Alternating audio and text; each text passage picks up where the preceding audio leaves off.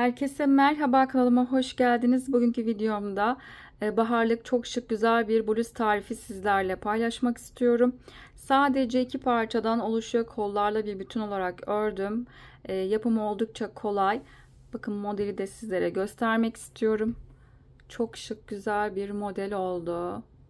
Yapımı da oldukça kolay. Kollarını daha uzun kollu yapabilirsiniz veya daha kısa da yapılabilir. Harika bir model oldu. Ben 38 beden için hazırladım. 36 bedene de olur. Beden büyütmeniz, nasıl büyütmeniz gerektiğini video içerisinde paylaştım. Çok şık güzel bir model oldu. Bluzun duruşunu Instagram adresinde paylaşacağım. Instagram adresimin linkini de videoların açıklama kısmına ekleyeceğim. Oradan tıklayarak ulaşabilirsiniz. Videomuza geçmeden önce sizlere küçük bir hatırlatma yapmak istiyorum. Kanalıma abone olmak ücretsizdir. Ücretsiz olarak kanalıma abone olabilirsiniz. Instagram adresinden beni takip etmek isterseniz videoların açıklama kısmına linkini ekliyorum. Oradan tıklayarak ulaşabilirsiniz. Yaptığınız bluzları Instagram adresinden beni etiketleyerek gönderirseniz çok sevinirim. Videolarımı beğenmeyi ve yorumlarınızı bırakmayı unutmayın lütfen. Şimdi tarifimize geçelim. Bluzu örmek için gerekli malzemelerimiz: ben Alize Cotton Gold kullanacağım. 100 gram 330 metre uzunluğunda bir ip. Renk kodunu merak edenler için 458 numara. İstediğiniz farklı koton ipler tercih edebilirsiniz. Tığ numaramızda 3 milimlik bir tığ kullanacağız. Ben parçanın bir tanesini hazırladım. Diğer parçayı da birlikte hazırlayacağız. Ön ve arka parça aynı olacak, büyüklükte olacak. Şimdi burada beden ölçüsünü ayarlarken ön beden için göğüs çevrenizi ölçtükten sonra 5-6 santim fazladan zincir çekmeniz gerekiyor. Çünkü alt kısımda zincir çektikten sonra yukarı ördükçe modelimiz toplayacak. O yüzden bedeninizden 5-6 santim daha fazla zincir çekmeniz gerekiyor. Ben burada 38 beden için bluzu hazırlayacağım. Şimdi burada bizim zincir sayımızda modelimiz 5 ve katlar üzerinde oluşmakta. Burada 5 ve katlar üzerinde zincir sayınızı bedeninize göre arttırıp azaltabilirsiniz veya sevdiğiniz bir bluzu göre de bedenini ayarlayabilirsiniz. Şimdi ben burada sizlere bluzun ölçüsünü de vermek istiyorum. Yaptığım parçanın ölçüsü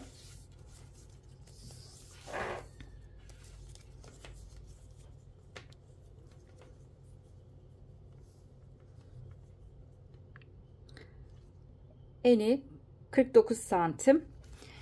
Şimdi burada alttan zincir çekerek başlayacağız ve modelimizi uygulayacağız. Dediğim gibi çok kolay bir model. Sadece iki parçadan oluşuyor.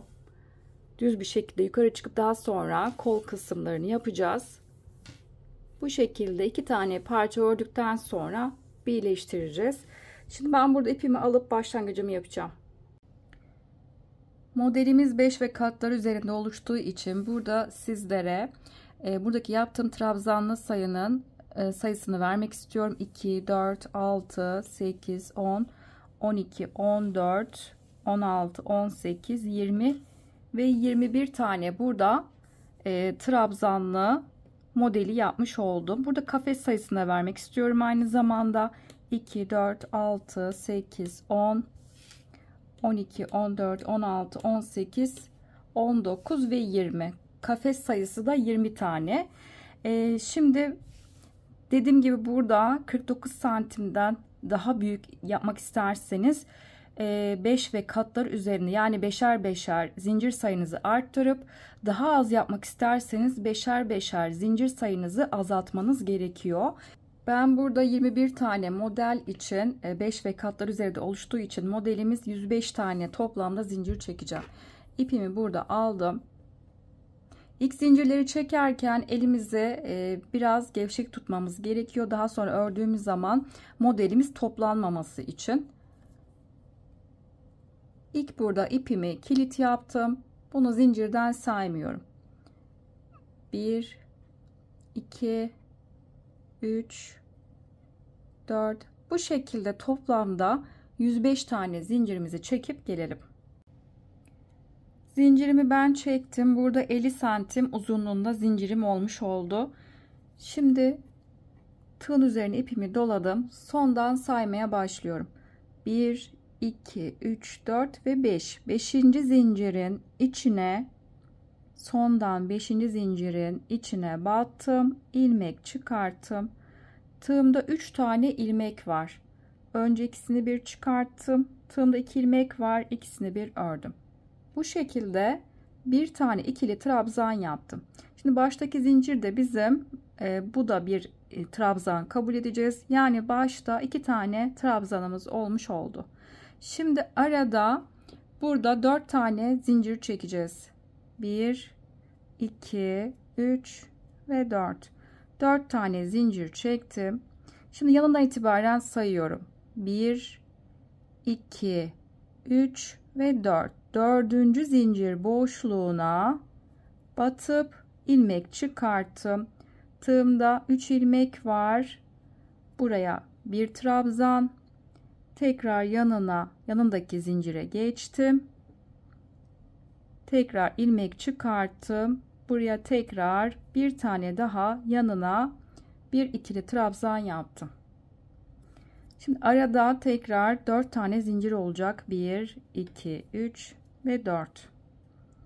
Yanından itibaren sayıyorum. 1, 2, 3 ve 4. zincir boşluğuna batıp önce bir tane ikili trabzan, tekrar tığın üzerine ipimi doladım ve yanındaki zincir boşluğuna buraya batıp tekrar bir tane daha ikili trabzan yaptım.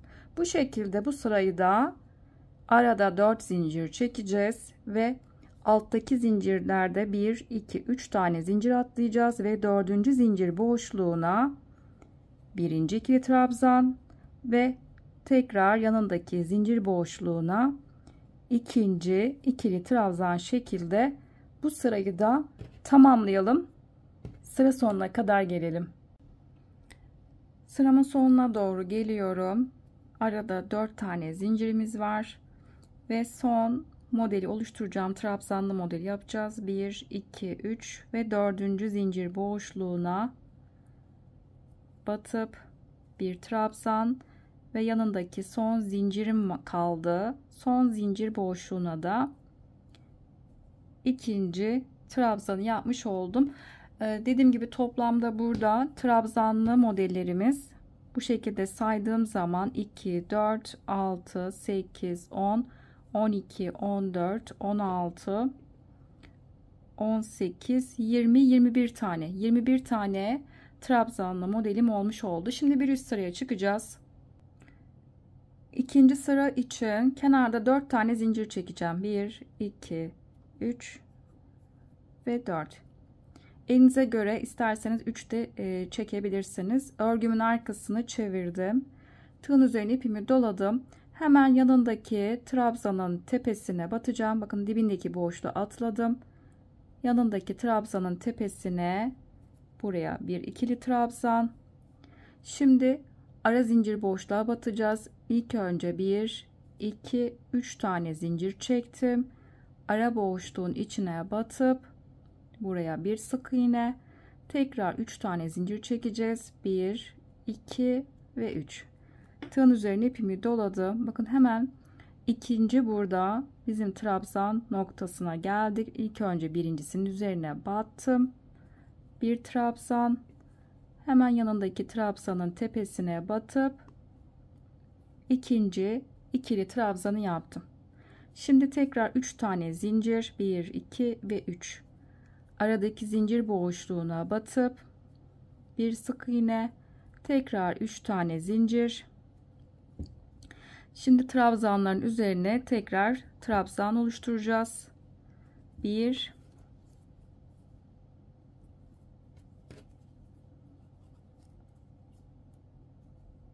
ve 2. Bakın bu şekilde modelimizi, ikinci modelimizde yapmış olduk. Şimdi tekrar arada yine 3 tane zincir. Zincir boşluğuna 4 tane zincir boşluğunu tam orta noktasına batıp bir sık iğne, tekrar 3 tane zincir ve trabzanların tepelerine birer tane tekrar trabzan yapacağız.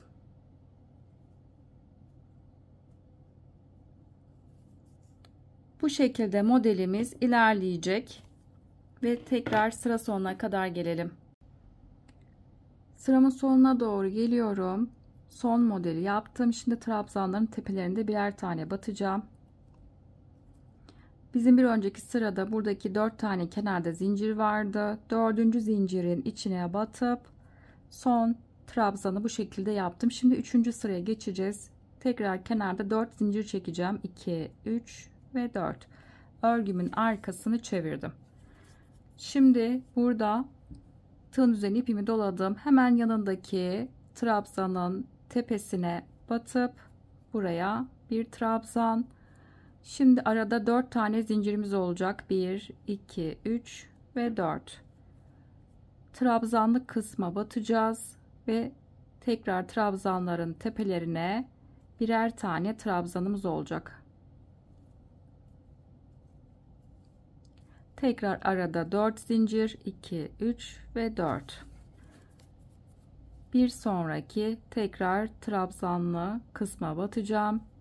Birinci trabzanın tepesine bir ikili trabzan ve ikinci trabzanın tepesine bir ikili trabzan yaptım. Bu sırayı da bu şekilde oluşturacağız.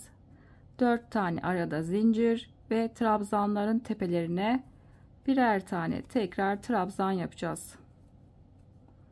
Bu sıramızda bu şekilde olacak. Yani ilk sırada yaptığımızın aynısını bu sırada yapacağız. Devam edelim. Tekrar sıra sonuna kadar gelelim. Sıramın sonuna doğru geliyorum. Şimdi son 4 tane zincirimi çekeceğim. 2, 3 ve 4. Şimdi trabzanların tepesine ilk önce birinci trabzanın tepesine bir trabzan.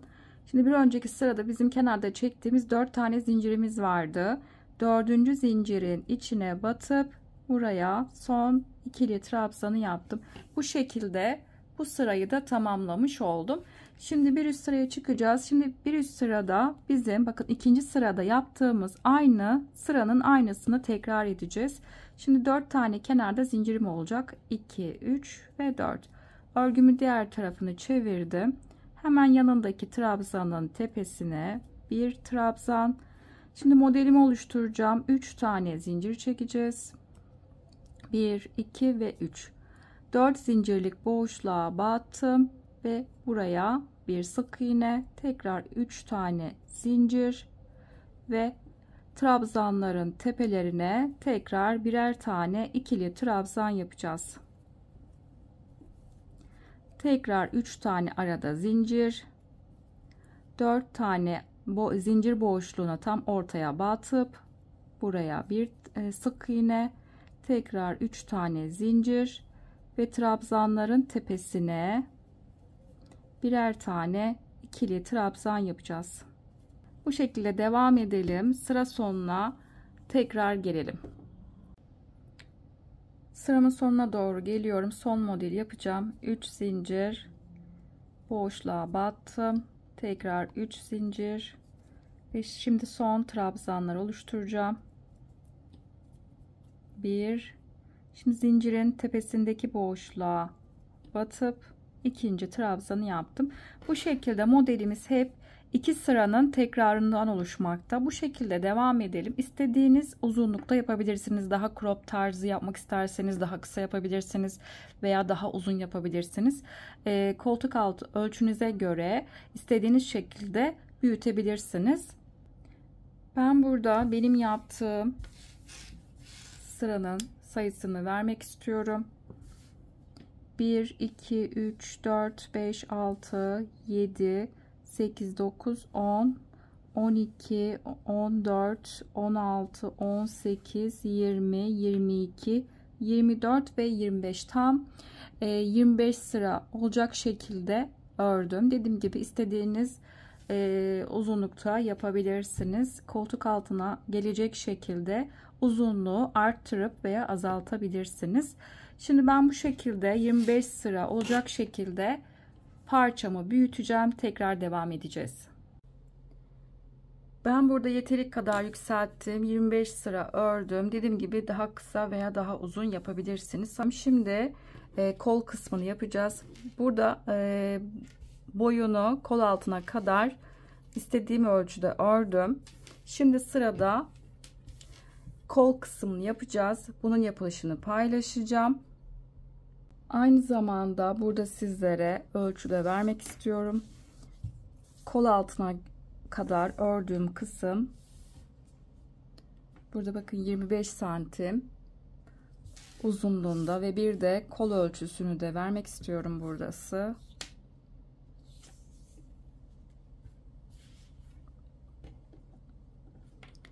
...20 santimde kol ölçüsü var. Şimdi burada 25. sırayı bitirdikten sonra devam ediyoruz. Şimdi kol ölçüsü için burada zincir çekerek işe başlayacağız. Modelimiz 5 ve katlar üzerinde oluştuğu için 45 tane toplamda zincir çekeceğim. 1 2 3 4 zincirimi çekip geliyorum. Zincirimi çektim. Burada tekrar model kurmaya başlayacağım. Son zincirden itibaren sayıyorum. 1 2 3 4 ve 5. 5. zincirin içine batacağım. Tığın üzerine ipimi doladım ve 5. zincirin içine batıp buraya bir ikili trabzan yaptım. Şimdi 3 tane zincir çekeceğiz. 1 2 ve 3. Yanındaki bir zinciri atlayacağız ve ikinci zincirin içine batıp buraya bir sık iğne, tekrar 3 zincir, tığın üzerine ipimi doladım, yanındaki bir boşluğu atladım ve ikinci zincir boşluğuna geçtim. Buraya önce bir ikili trabzan, tekrar yanına bir tane daha ikili trabzan yaptım. Bu şekilde modeli kuracağız. 3 tane zincir, yanındaki bir zincir atladım ve ikinci zincirin içine önce buraya bir sık iğne, tekrar 3 zincir ve yanındaki bir zincir atladım ve ikinci zincirin içine buraya bir ikili trabzan ve tekrar yanına bir tane daha ikili trabzan yaptım. Bu şekilde modelimizi devam ettirelim. Buradaki zincirin sonuna kadar gelelim.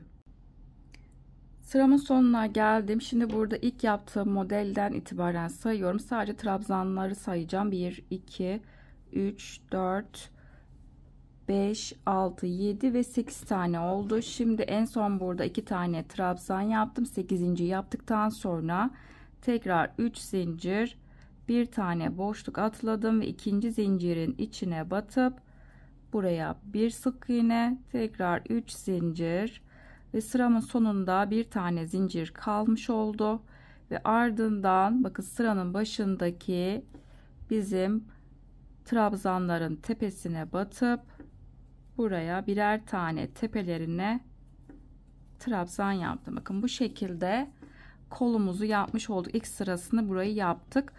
Burada tekrar ediyoruz. Yine sıramızın devamını yapıyoruz. Şimdi buradaki arada 4 zincir vardı. Zincir boşluğuna batıp sık iğne, tekrar 3 zincir ve trabzanların tepesine birer tane ikili trabzan yapacağım. Burada yani modelimizi devam ettiriyoruz. Aynı şekilde sıramızı devam ettirdikten sonra diğer kenar noktasına geleceğiz. Buraya kadar gelelim. Sıramın sonuna doğru geliyorum. Bakın son modelin trabzanların tepesine batmadım ve bu şekilde burayı bekleteceğim. Şimdi diğer tarafta kolu yaptığımız gibi bu tarafta da kol yapacağız. Onun yapılışını paylaşacağım. Biz burada zincir çekerken modeli yaparken direkt 45 tane zincir çekmiştik ucuna. Burada devam etmiştik. Diğer kolu yaparken ise burada ilk önce zincir çekeceğim. Ondan sonra ucuna ekleme yapacağız. Burada ben yumağın iç kısmından örmeye başlamıştım. Bluzumu yaparken. Şimdi dış kısımdaki ipi aldım. Burada zincir çekeceğiz. İlk burada ipimi kilit yaptım ve bunu zincirden saymıyorum ve toplamda burada 40 tane zincir çekeceğim. 8 tane trabzanlı model için 5 ve katlar üzerinde olduğu için modelimiz 40 tane zincir çekeceğim. Diğer tarafta 45 tane zincir çekmemizdeki sebep buradaki trabzanda da yukarı dönüş yaptığımız için burada 5 tane fazla çekmiştik. burada direkt diğer tarafta direkt zincirle başladığımız için 8 tane model için toplamda 40 tane zincir çekmemiz gerekiyor. Şimdi zincirimizi çekmeye başlayalım. 1 2 3 zincirimi çekip geliyorum. Bakın zincirimi çektim. Şimdi örgümün bakın kaldığım yerde benim burasıydı. Diğer tarafa yönünü çevirdim. Şimdi burada zincir eklemesini yapacağım. Sıranın başında bizim burada 4 tane zincirimiz var. 4. zincirin içine battım. İlmek çıkartıp diğer ilmeğin içinden çıkarttım ve buraya bir tane zincir çektim. Ben ipimi kopartmıştım ve ipimi bu noktada çıkarttım. Bakın zinciri bu şekilde eklemesini yapmış olduk. Şimdi tekrar diğer tarafı çeviriyorum. Kaldığım yerden burada devam edeceğim. Zincire eklemesini yaptık.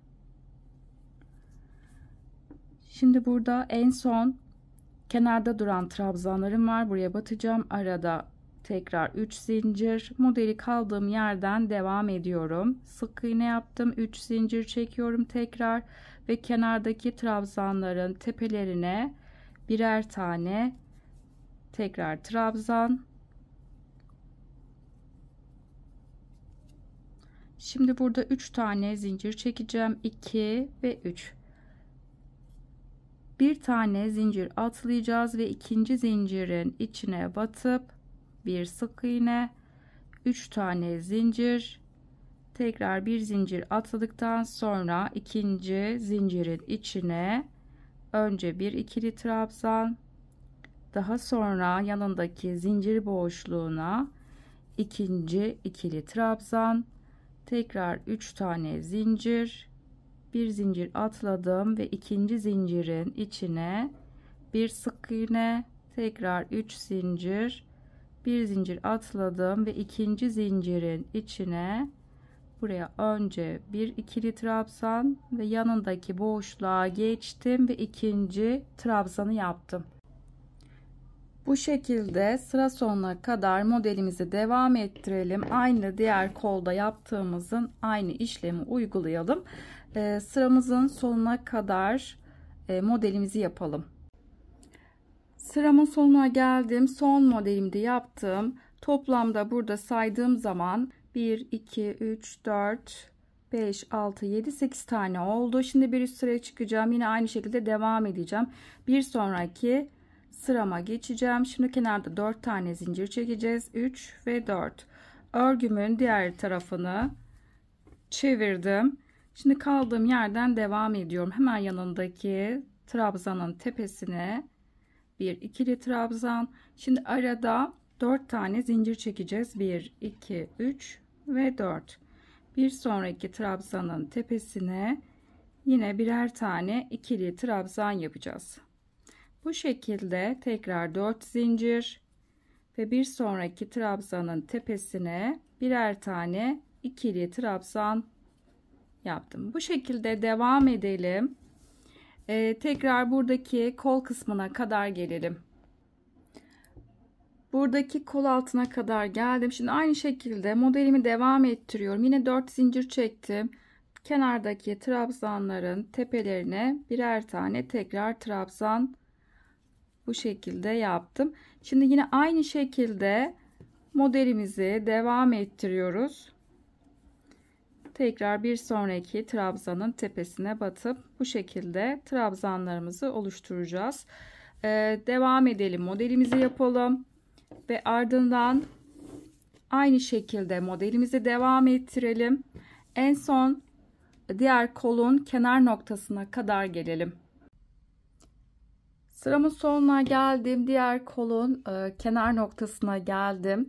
Şimdi ikinci trabzanı yapmak için kenarda bir önceki sırada 4 zincir var. 4. zincirin içine batıp ve son ikili trabzanı yapmış oldum. Şimdi bir üst sıraya çıkacağız. Yine 4 zincir çekeceğiz ve yanındaki trabzana bir trabzan, 3 zincir çekip boşluğa bir sık iğne, tekrar 3 zincir çekip diğer trabzanların tepelerine birer tane batacağız. Yani şuradaki ilk yaptığım sıranın aynısını tekrar edeceğiz. Bu şekilde Modelimizi devam ettireceğiz. Burada yaptığımız gibi, sadece tek farkı biz burada 21 tane model için parçayı bütmüştük. Şimdi kollarla bir bütün şekilde devam edip uzun bir şekilde kollarla devam edeceğiz modelimizi yapmaya.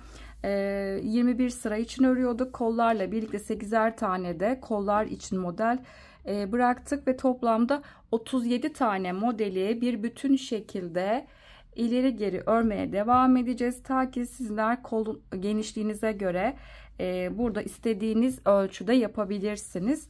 Burada kol genişliğinizi ölçerek yapmanızı tavsiye ediyorum. Ördükçe kendinize göre kol genişliğinizi ölçebilirsiniz. Ben burada şöyle sizlere göstermek istiyorum. Kaç sıra ördüğümü paylaşacağım. 2, 4, 6, 8, 10, 12, 14, 16, 18, tam 20 sıra ördüm. Burada aynı zamanda ölçüsü de vermek istiyorum.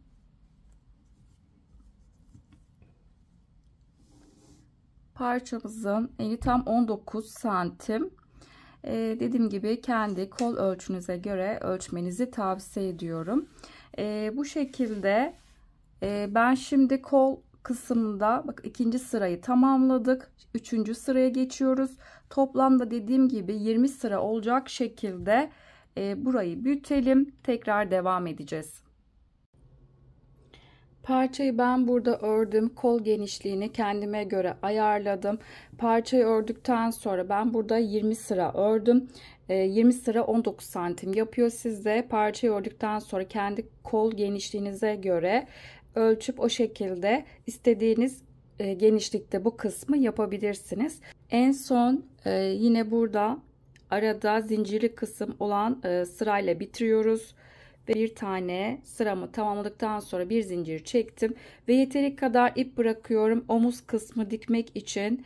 Biraz ip bıraktım. Şimdi bu ipi buradan çıkartacağım.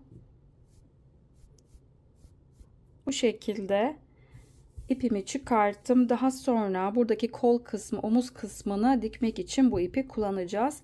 Aynı birebir ölçüde diğer parçayı da, ikinci parçamızı da bu şekilde tamamlayalım. Şimdi iki parçanın birleştirmesini sizlerle paylaşacağım. Şimdi sırada bluzu birleştirmesini yapacağız. İki parçayı üzerine koydum. Ayarlamayı da şu şekilde yaptım. Benim bluzun düz tarafını bakın şöyle göstermek istiyorum. Buradaki yaptığımız bizim zincirli kısım sırası düz tarafına, bluzun düz tarafı olmuş olacak. Ve birleştirme yaparken de parçanın düz tarafı iç kısımda kalacak. İki tanesinin, bak, iki parçanın da düz tarafları içte kalacak şekilde üzerine koydum. Bakın ters tarafından dikiş yapacağımız için buradaki zincirli kısım sırasının ters tarafı bluzun dışta kalacak. İki tarafta dışta kalacak. Yani düz tarafları iç kısımda kalacak şekilde birbirinin üzerine koydum. Ben bir tarafın yaka açıklığını, omuz kısmını ve kol altı yerini diktim. Bunun dikilişini paylaşacağım. Yaka açıklığını istediğiniz şekilde bu kısmı yapabilirsiniz. Daha açık veya daha kapalı ayarlayabilirsiniz kendinize göre. Ben burada kendime göre ayarladım. Onu da şu şekilde, bakın buradan saydığım zaman trabzanlı sırası 1, 2, 3, 4. sıranın, bakın şöyle 4. trabzanlı sırasının tepesine işaretleyici taktım. Aynı şekilde diğer parçanın da yine 4. trabzanın tepesine karşılıklı bu şekilde işaretleyici ile belirledim. Diğer tarafa da yine aynı şekilde yaptım. Kenardan saydığım zaman 1, 2, 3 ve 4. trabzanın tepesine burada karşılıklı işaretleyici taktım. Ve bu kısmı, yaka açıklığın omuz kısmını, burasını dikiş yapacağız. Daha sonra da kol altını, bu kısmı dikişini yapacağız. Burada ben ayırdığımız bizim ip vardı. Ucunda fazladan ip bırakmıştık. Bunu dikmek için kullanacağız. Burada ben geniş uçlu iğne kullanıyorum ve parçayı üzerine birbirine koyduğumuz zaman parçanın ters tarafından dikiş yapmaya başlayacağız. Şimdi buradan başlayacağım ve işaretleyici taktığım yere kadar bu noktayı dikeceğim. Dediğim gibi yaka açıklığını daha kapalı veya daha açık yapabilirsiniz. Şimdi birlikte yapalım. Tam kenar noktasından başlayacağım. Kenardaki boşluk ve diğer parçanın tepesindeki zincirden batıp bu noktadan ilk dikişimi yapacağım.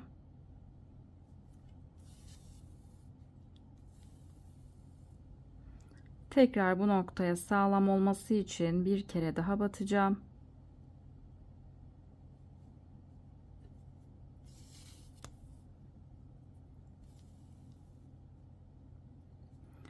Şimdi bir sonraki yanındaki trabzana geçeceğim. Bakın şu şekilde açıp daha kolay dikişi yapacağız.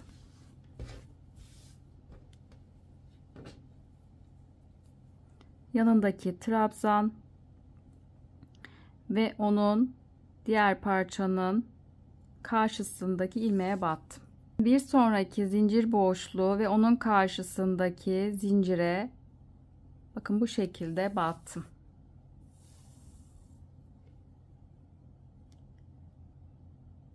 Hemen yanındaki zincir ve onun karşısındaki zincir boşluklarına bu şekilde karşılıklı ilmeklere batıp dikme işlemini yapacağız.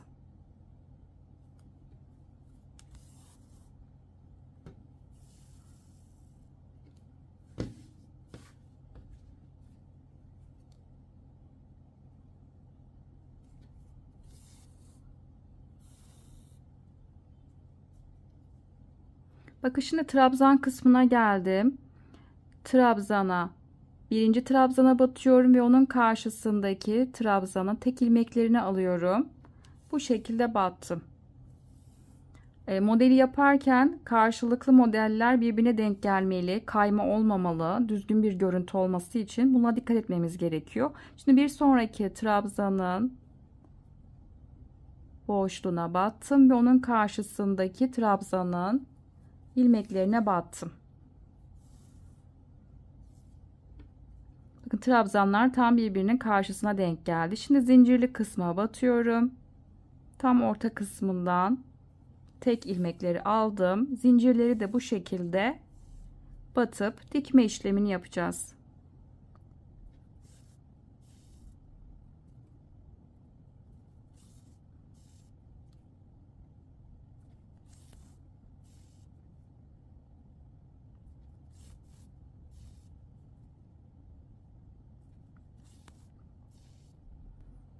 Bakın bu şekilde yine trabzanları karşılıklı denk getirdim. Bu şekilde modelde kayma olmadan düzgün bir şekilde gösterdiğim gibi dikme işlemini yapalım. Ta ki işaretleyici noktasına kadar gelelim. İşaretleyiciye kadar ben bu kısmı diktim. En son tekrar sağlam olması için bir kere daha aynı noktaya battım. Şimdi burada ipimi aralardan yürüteceğim ve fazlasını da gizleyeceğiz.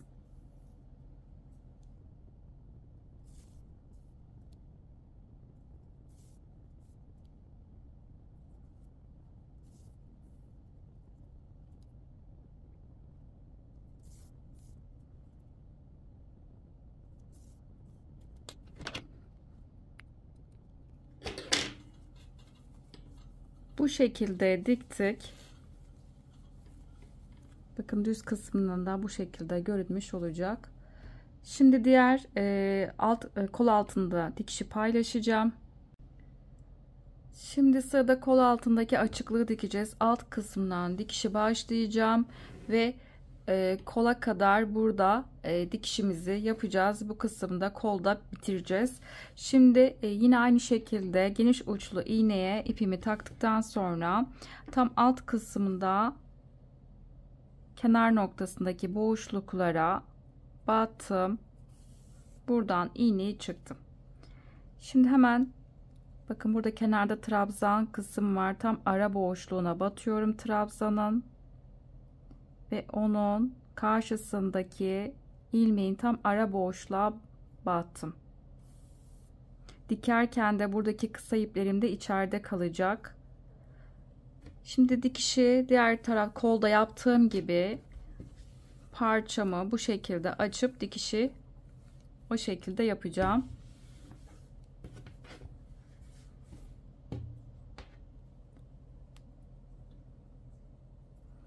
Burada dikerken bakın modellerimiz tam aynı karşılıklı hizasında denk gelmesi gerekiyor. Kayma olmadan dikmek için bu şekilde açıp dikebilirsiniz. Devam ediyorum. Yanındaki ilmek ve onun karşısındaki ilmeğe battım.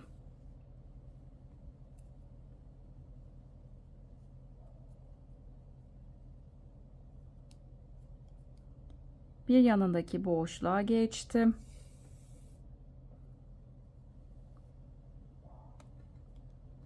Dikerken dediğim gibi kısa iplerimi içeride bırakacağım. Bakın zincirin kenarda zincir var. Zincirin ara boşluğuna battım ve onun karşısındaki bakın trabzan var. Trabzanın tam ara boşluğuna bu şekilde battım.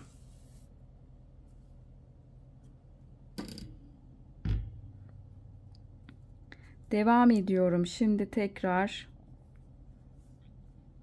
bakın modelimiz bu şekilde karşılıklı birbirine denk gelecek.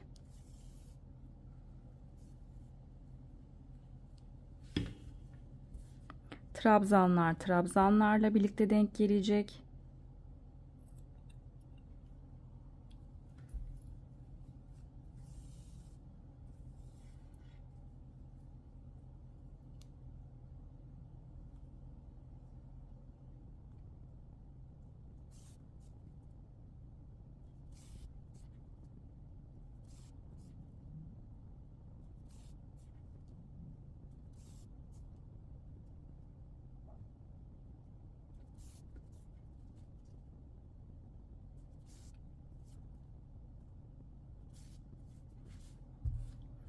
Bu şekilde karşılıklı boşluklara batalım.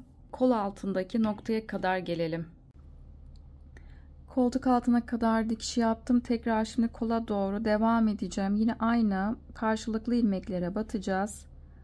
Modeli bozmadan dikişimizi yapacağız.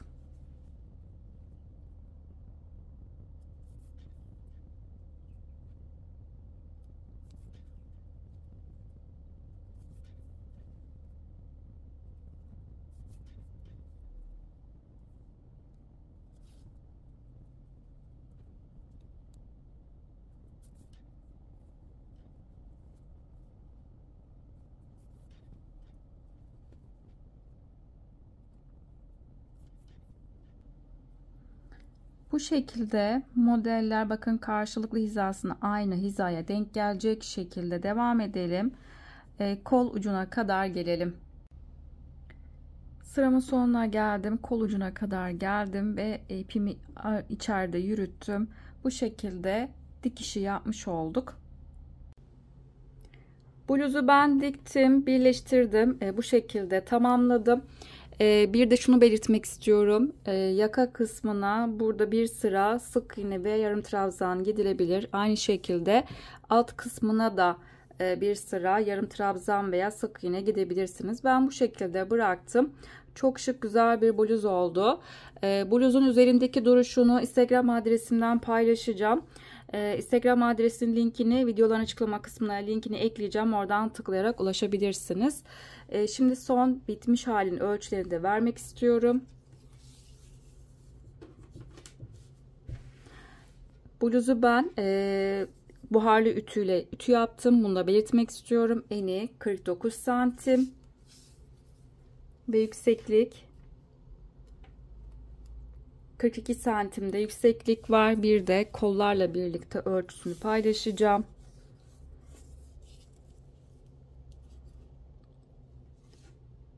...85 santimde burası var. Toplamda ben 2 adet ip kullandım. Bakın ikinci yumaktan da çok az ip kaldı. Çok şık, güzel bir bluz oldu. Yapmanızı tavsiye ediyorum. Bir videonun daha sonuna geldik. Kanalıma abone olmak ücretsizdir. Ücretsiz olarak kanalıma abone olabilirsiniz. Instagram adresinden beni takip etmek isterseniz videoların açıklama kısmına linkini ekliyorum. Oradan tıklayarak ulaşabilirsiniz. Yaptığınız bluzları Instagram adresinden beni etiketleyerek gönderirseniz çok sevinirim. Videolarımı beğenmeyi ve yorumlarınızı bırakmayı unutmayın lütfen. Bir başka videoda görüşünceye dek hoşça kalın.